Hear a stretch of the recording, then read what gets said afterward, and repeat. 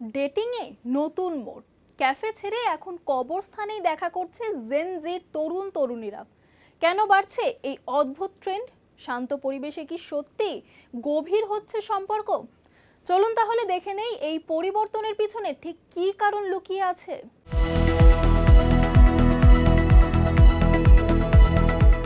Dating এর ধরন দ্রুত বদলাচ্ছে, আর সেই পরিবর্তনের নতুন উদাহরণ সামনে আনছে জেন জি প্রজন্ম। সাম্প্রতিক সময়ে দেখা যাচ্ছে অনেক তরুণ তরুণী আর ক্যাফে বা রেস্তোরাঁ নয়, বরং অবস্থানকে বেছে নিচ্ছেন ডেটের জন্য। বিষয়টি প্রথমে অদ্ভুত মনে হলেও এর পেছনে কিছু বাস্তব কারণ রয়েছে।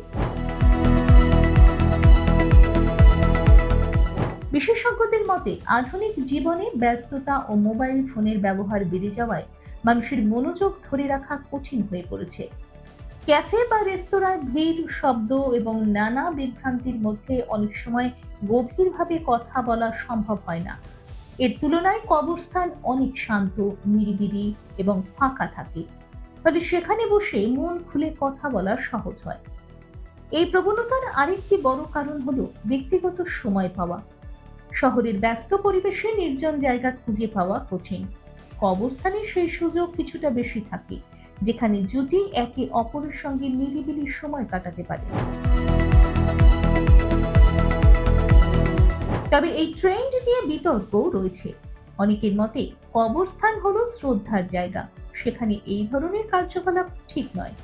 এছাড়া নিরাপত্তার বিষয়টিও গুরুত্বপূর্ণ, কারণ অনেক কবরস্থান নির্জন ও আলোবিহীন হতে পারে। সমাজবিদদের মতে এই প্রবণতা আসলে তরুণদের মানসিকতার পরিবর্তনকেই তুলে ধরে। তারা এখন দ্রুত নয়, বরং গভীর ও অর্থপূর্ণ সম্পর্ককে গুরুত্ব দিচ্ছে। তাই জায়গার চেয়ে সম্পর্কের গুণগত মানই এখন বেশি গুরুত্বপূর্ণ হয়ে উঠছে।